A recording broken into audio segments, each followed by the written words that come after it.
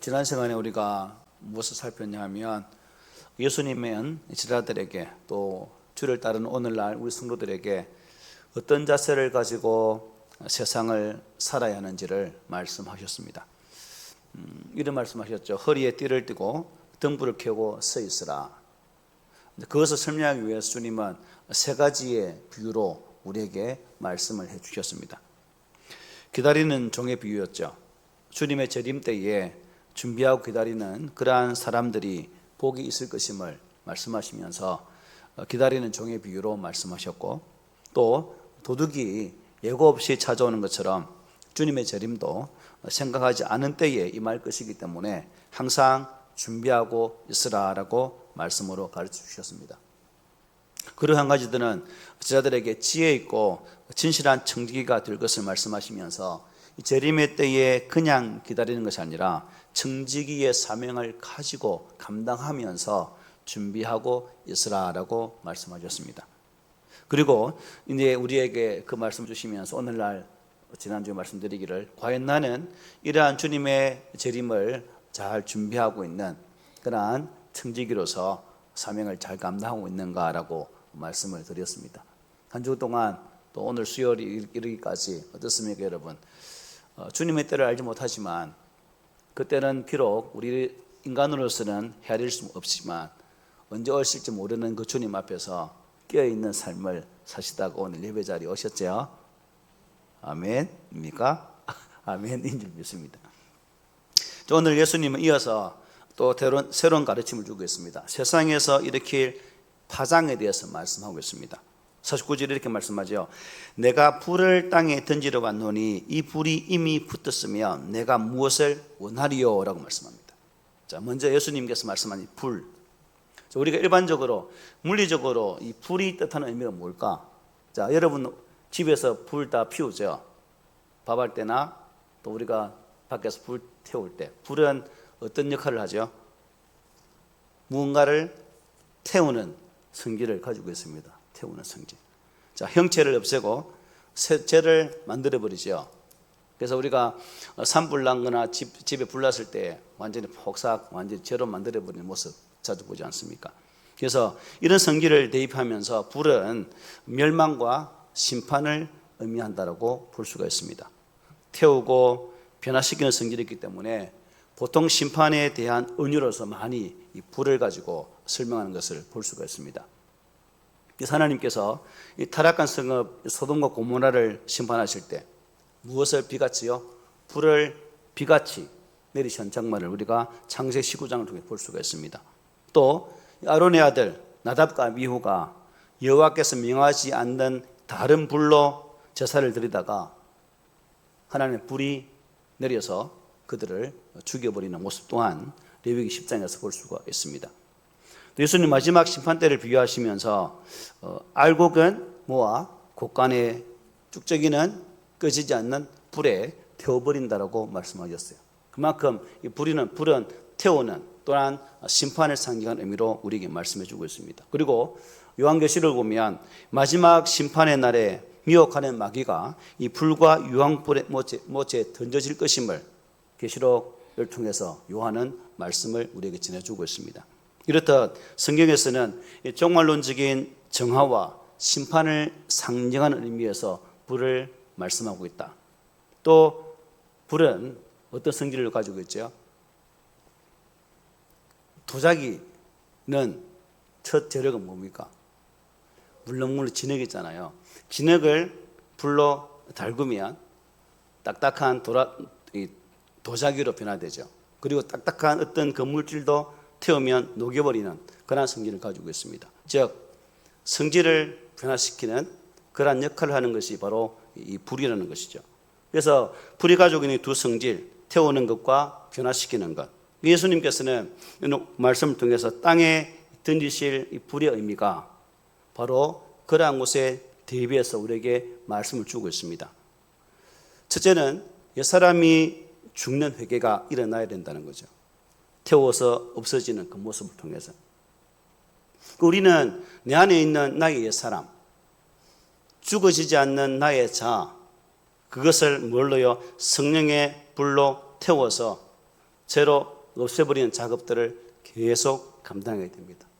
내 안에 있는 옛사람이 계속해서 불현듯 계속 살아난다면 우리는 계속해서 부딪힐 수밖에 없고 아파할 수밖에 없다는 거죠. 그러므로 이 성령의 물로 나의 옛자를 계속 죽이는 그런 작업을 감당할 수 있는 그런 우리가 되었으면 좋겠습니다. 세례 요한이 이 땅에 와서 첫 말씀이 뭡니까? 회개하라, 천국이 가까이 왔다고 말씀하지 않습니까? 주님도 이렇게 말씀하셨죠.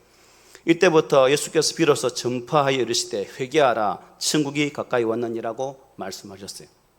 그래서 옛사람이 죽는 작업, 태우는 작업, 회개가 우리 가운데 있어야 된다.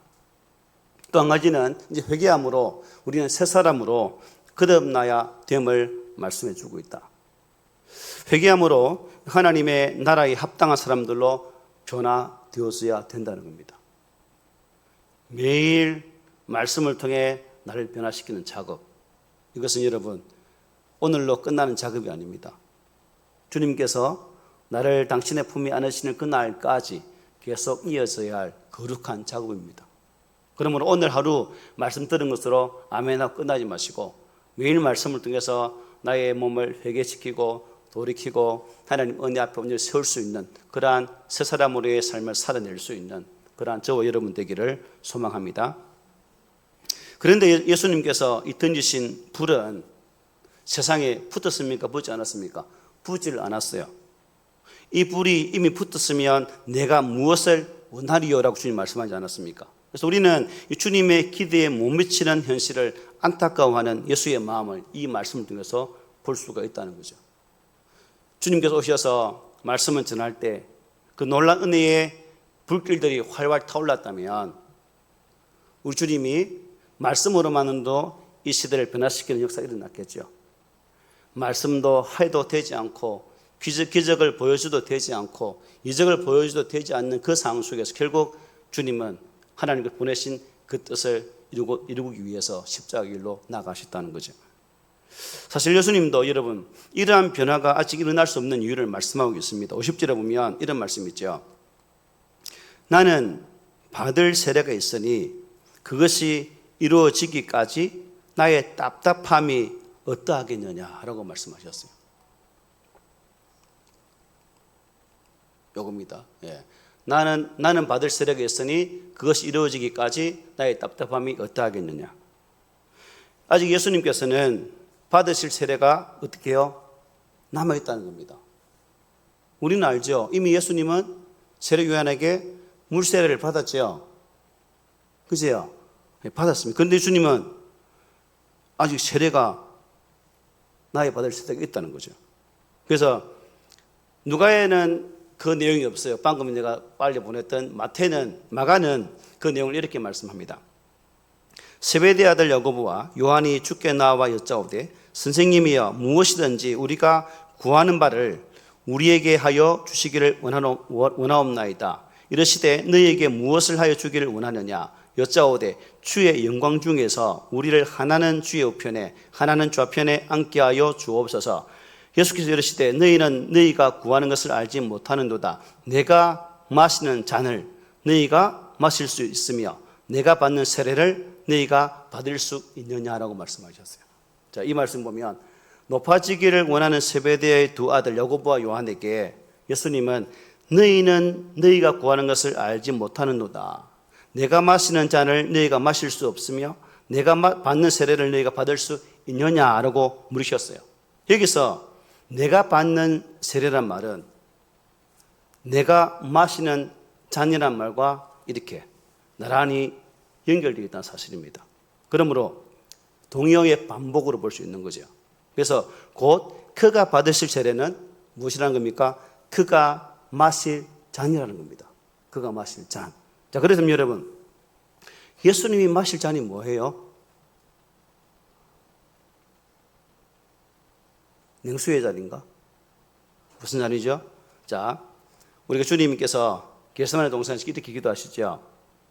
내 아버지여 만일 할 만하시거든 이 잔을 내게서 지나가게 하옵소서. 그리고 39절 이렇게 말합니다. 나의 원대로 마옵시고 아버지의 원대로 하옵소서. 이 잔이 뭐예요? 십자가의 죽음이죠. 그 주님이 이제 마지막 남은 그 세례란 의미는 십자가에서 피 흘려 죽으시는 그것임을 성경은 증거합니다. 그래서 예수님이 그 잔은 십자가의 잔이고 바로 죽음의 잔이었다는 겁니다. 그리고 그 십자가의 고난과 죽음의 잔이 예수님께서 받으실 세례다라고 본문은 증거해 주고 있는 거예요. 이제 우리 이 50절에서 나는 받을 세례가 있으니 그것이 이루어지기까지 뭐예요? 나의 답답함이 어떠하겠느냐. 주님 이 말씀을 생각해 보십시오. 주님이 받으실 고난, 그 고난 때까지 제자들이나 우리들이나 완전한 변화와 구원이 되어졌느냐 했을 때 아직 안 되었다는 거죠. 예수님께서 당신의 고난의 잔을 마시기 전에 그들이 변화를 받고 있다면 얼마나 좋을까. 변화되지 않는 이 세대를 바라보면서 뭐 했다? 답답해하는 주의 모습을 이 말씀을 통해서 우리에게 증거해주고 있다는 거죠. 말씀만 듣고 여러분 변화되면 얼마나 좋아요. 그죠? 저도 그렇고 여러분도 그렇고 다 동일한 입장 아닙니까? 주님이 굳이 십자가를 지지 않고 인간을 회개시키고 천국 백성으로 변화되면 얼마나 좋습니까? 그런데 그렇지 않다는 거죠. 인간 다 떠버리고 나는 얼마나 악합니까? 내가 다른 사람 보지 말고 나 자신을 잘 변화되던가요? 힘들어요. 여러분 스스로 여러분 잘 알잖아요. 변화되기 참 어렵다. 이러한 답답한 마음이 이렇게 표현되고 있습니다. 창세기도 마찬가지죠. 인류를 지으신 하나님께서 첫 인류가 하나님의 뜻으로 잘 세워지고 하나님의 계획대로 이루어졌으면 얼마나 좋겠습니까? 하지만 그 땅에 죄가 가득 차게 되는 모습을 볼 수가 있습니다. 주님은 창세기 6장에서 물로 멸하잖아요. 여호와께서 사람의 죄악이 세상에 가득함과 그의 마음으로 생각하는 모든 계획이 항상 악할 뿐임을 보시고 땅 위에 사람 지었음을 한탄하시고 마음에 근심하시고 하나님도 그렇게 주님처럼 답답해 하셨다는 거죠. 근심이었다는 거죠. 이르시되 내가 창조한 사람을 내가 지면에 쓸어버리되 사람으로부터 가축과 기는 것과 공중의 새까지 그라니니 이는 내가 그것들을 지었음을 한탄함이니라. 얼마나 답답하셨다면 얼마나 근심했으면 내가 지은 이것들로 인해서 내가 한탄스럽다라고 하나님은 말씀하고 계십니다. 이미 하나님은 인간의 완악함을 다 잘 알고 계신 거죠. 그리고 웬만하면 인간의 변화되지 않음도 잘 알고 계시다 하는 것입니다. 여러분, 하나님 택하신 이스라엘 백성들 한번 보십시오. 이스라엘 백성들은 항상 누굴 가리킨다고 했죠? 나예요, 나. 이스라엘 백성의 모습은 나예요, 나. 구약 이스라엘 백성들이 살아가는 모든 삶의 과정은 바로 김효성이가 살아간 삶의 과정이라는 겁니다. 하나님 택하신 이스라엘 백성을 한번 보라는 거죠. 하나님은 그들을 왜 선택했습니까? 여러 민족의 제사장 나라로 삼기 위해서 그들을 택해 주셨어요. 그리고 세상에 진정한 구원의 은혜가 무엇인지를 모델로 삼기 위해서 그들을 특별히 뽑아 세우셨습니다. 수많은 고난 가운데 있던 그들의 울부짖음 속에 하나님 응답하셨고 출애굽시키셔서 그들을 뽑아내시고 광야길을 통해서 훈련시키시고 또한 이제 가나안 땅에 들어가기 전에 모세를 통해서 하나님은 그들에게 법을 주셨고 하나님의 거룩한 백성으로 사는 것이 무엇인지를 율법 말씀을 통해서 지키기를 원하셨고 그 말씀을 주셨다는 겁니다. 그런데 우리 잘 아는 것처럼 가나안 땅에 들어간 이스라엘 백성들은 그들에게 주어진 약속의 말씀을 지켰습니까? 전혀 지키지를 못했죠. 그 당시에 이스라엘 백성들의 영적인 상태를 사사기는 이렇게 표현하지 않습니까? 우리 함께 읽어보겠습니다. 시작. 그때에 이스라엘에 왕이 없으므로 사람이 각기 자기의 소견에 옳은 대로 행하였더라. 아멘. 하나님의 철저한 계획과 준비 속에 하나님 예비하신 그 땅으로 그 민족을 그곳에 들여보냈지만 하나님의 계획이 무색할 정도로 선택받은 이스라엘 민족은 하나님의 뜻으로 살지를 않았다는 겁니다. 지 생각대로, 지 방법대로, 지가 하고자 하는 그 의미대로 살았다는 거죠. 이것처럼 여러분, 사람은 변하지 않습니다. 이스라엘이 변화되지 않는 것처럼 나 또한 그렇게 쉽게 변화되지 않는 그런 악한 존재라는 겁니다. 이제 남은 방법이 무엇입니까? 그러면 그들의 죄를 대속해야 되겠죠. 말씀으로도 변화되지 않고 하나님 말씀 선자를 보내도 변화되지 않고 어떤 방법으로 변화되지 않는 그들을 향해서 하나님은 그 죄를 속하는 방법을 주시는데 곧 죄의 대속의 은혜를 주시는 겁니다. 결국 예수님이 십자가에서 대속의 피를 흘리는 작업밖에 없다는 거죠. 그리고 그 대속의 사건을 믿는 자에게 이제 새로운 하나님의 백성이 되어지는 은혜를 우리에게 허락하신다는 사실입니다. 이렇게 구원의 길을 여신 하나님, 여러분, 인간의 방법은 합리적인 방법은 아니지만 이것은 하나님께서 우리에게 보여주신 사랑의 모습이라는 겁니다. 죽여져야 피를 흘려야만이 그 구원의 은혜가 나의 것이 되어진다는 사실.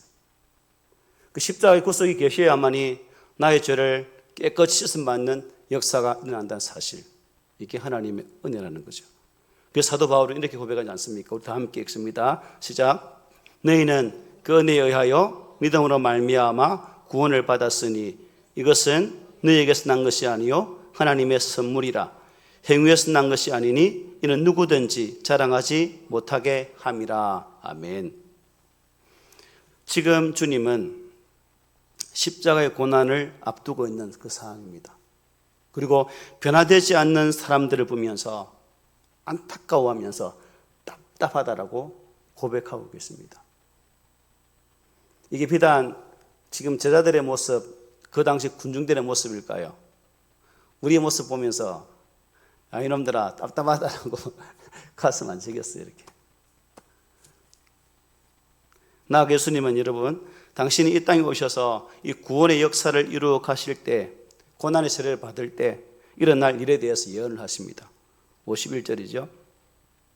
내가 세상에 화평을 주려고 온 줄로 아느냐? 내가 너희에게 이르노니 아니라 도리어 분쟁하게 하려 함이로다라고 말씀하셨어요.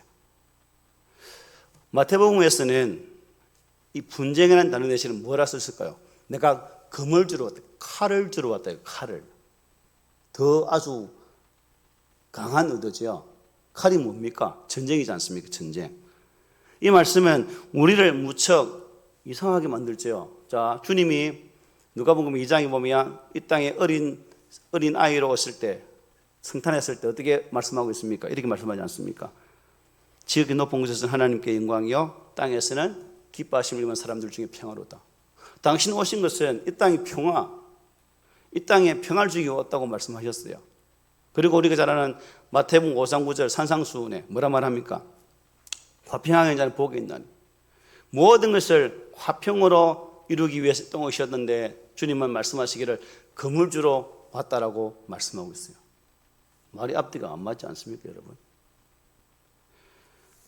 나는 화평을 주려고 온 것이 아니라 분쟁하게 하려고 왔다. 이 말씀 어떻게 이해해야 될까요? 결국 이것은 화평은 최후의 목표이고 그 목표를 이루는 과정 속에서는 이 분쟁과 갈등이 있게 되어진다는 겁니다. 무슨 의미냐? 저와 여러분들의 믿음이 온전히 세워지는 과정 속에서는 그냥 순적히 믿음이 좋아라는 형편에 가는 것이 아니라 수많은 갈등과 분쟁과 대립 속에서 우리의 신앙이 세워진다는 것을 의미해요. 여러분, 핍박이 없으면 얼마나 좋아요, 그죠? 고난이 없으면 얼마나 좋겠습니까? 하지만 우리의 신앙의 여정에는 꼭 이것이 있다는 거예요. 이것을 통해서 대립하고 아파하면서 나의 신앙을 하나님께서는 이렇게 저렇게 만들어 가신다는 사실입니다. 주님이 이 말씀을 전할 당시는 어느 나라의 지배를 받았죠? 로마입니다. 그죠? 로마가 지배하는 세상. 겉으로 볼 때는 어때요? 평화로웠죠. 팍스 로마나. 모든 길은 로마를 통해서 이루어진다고 말했습니다. 그러나 평화는 여러분 그냥 이루어졌나요? 강압, 강력한 지배, 그것을 통해서 로마 속에 평화가 임했습니다. 로마는 여러 나라를 지배하며 식민자 시켰습니다. 그 식민지화 시키면서 얼마나 수많은 노예들이 탄생합니까? 그리고 얼마나 크리스찬들이 죽임을 당합니까? 결국 로마가 주장했던 그 평화는 주님이 원하시는 진정한 평화가 아니라 가짜 평화란 것을 단방에 볼 수 있는 거죠. 그래서 주님은 이런 평화를 원치 않으셨어요. 하나님의 거룩한 나라의 복음으로 이루어지는 평화, 주의 말씀이 이 땅에 이루어져서 그 말씀이 만들어가는 세상, 그것을 주님이 원하셨다는 겁니다. 그래서 주님은 그 말씀을 들어가는 곳에는 결국 뭐가 일어난다는 거죠? 분쟁이 일어날 수밖에 없다. 여러분이 지금까지 오면서 신앙생활 해오면서 혹시 분쟁 한 분도 안 해본 분 계십니까? 있잖아요. 그 갈등 앞에 했잖아요. 가정에서도. 바로 그런 의미입니다. 참된 평화란 모든 죄와 불법과 이 사탄의 세력과 적당히 타협하여서 만들어지는 것이 아니라는 겁니다. 처절하게 싸운 결과라는 거죠. 여러분 실제 우리 주님의 세계를 한번 보십시오. 가난한 자, 병든 자, 심지어 세리와 창기를 사랑하시고 그들에게 끝없는 관용과 은혜를 베풀지 않습니까? 동시에 예수님은 가는 곳마다 불의의 세력과 됐어요. 부딪혔어요. 독사의 새끼들아 라고 그야말로 뭐 좋은 표현이지만 이게 험악한 욕이거든요. 그야말로 쌍욕을 하면서 그들에게 대립을 했습니다.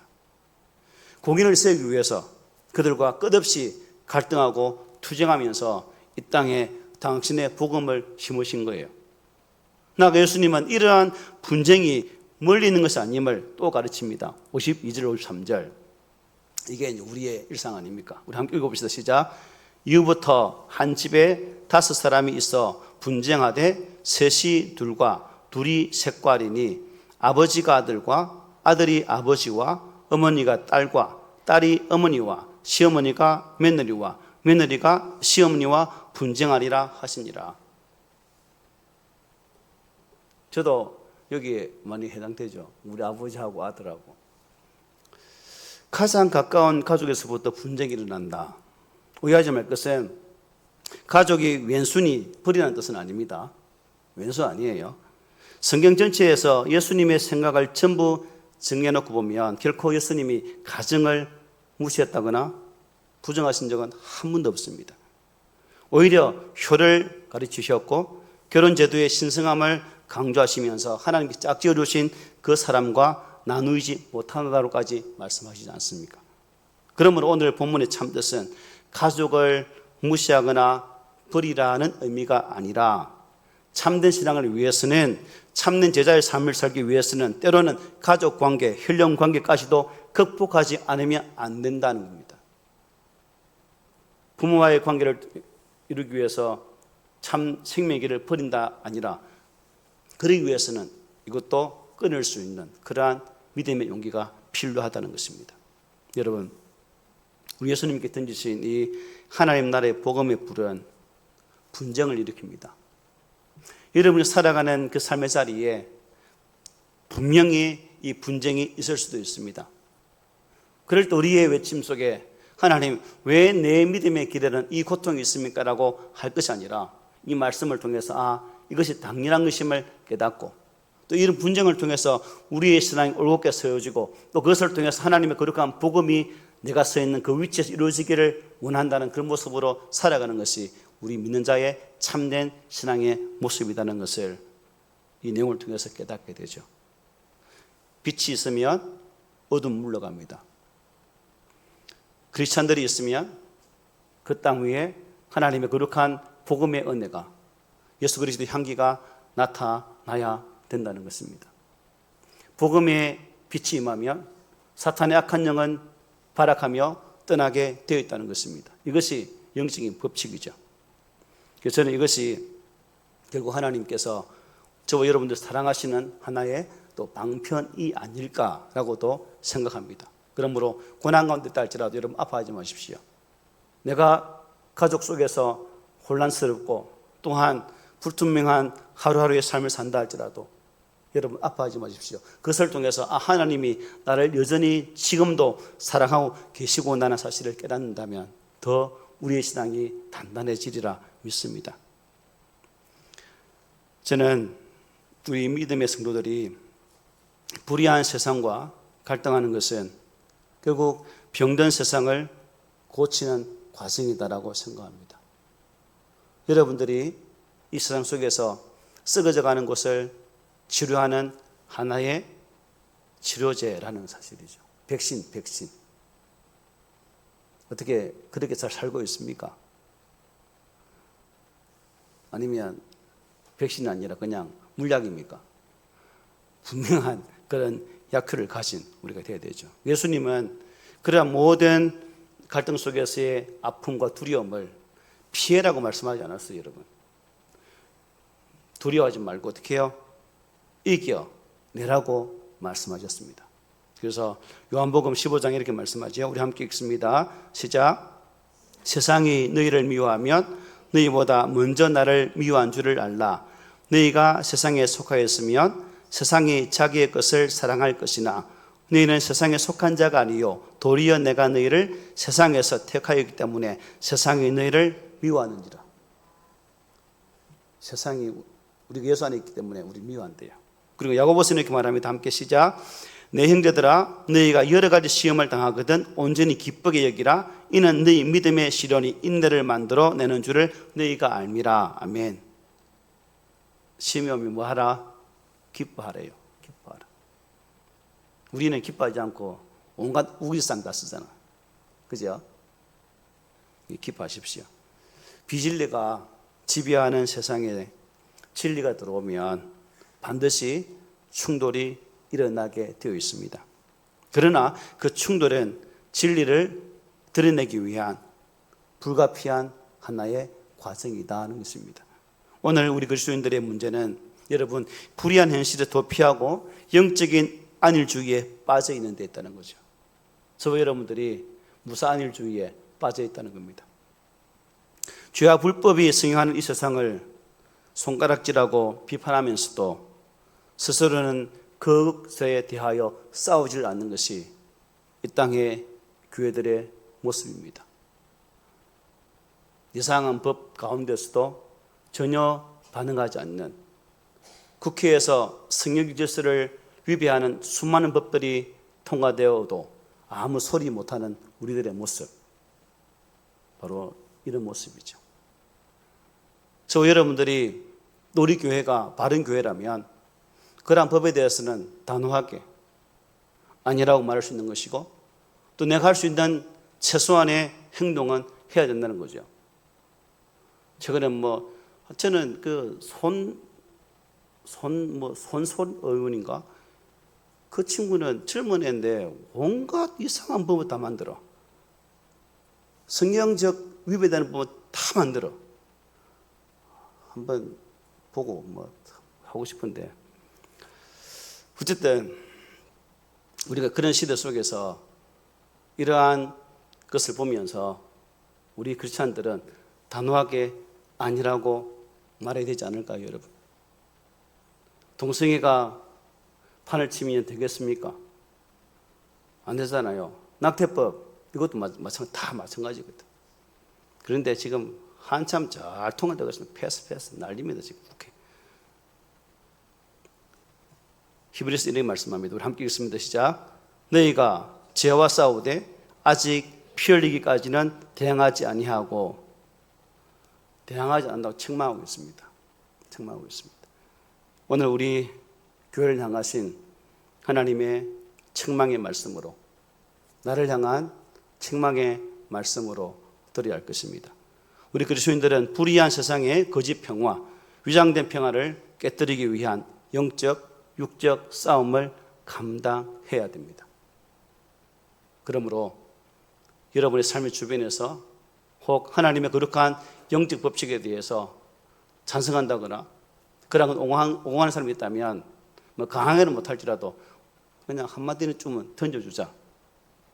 그게 세상에 영향력을 드러낼 수 있는 우리 기독인의 모습이 아닙니까? 그래서 바라기는 저와 여러분들이 주님이 주시는 이 성령의 불을 받아 세상에 참 종속되는 그런 삶이 아니라, 세상에 동화되는 삶이 아니라 그 세상 속에서 주 예수 그리스도의 선하신 능력을 드러내고 또한 크리스찬으로서의 당당한 모습을 보여주어서 이 세상에 예수님의 거룩한 뜻을 이루어나가는, 비록 조그만 발자취일지라도 그 걸음을 온전히 걸어갈 수 있는 그러한 신실한 성도들이 되시기를 소망합니다.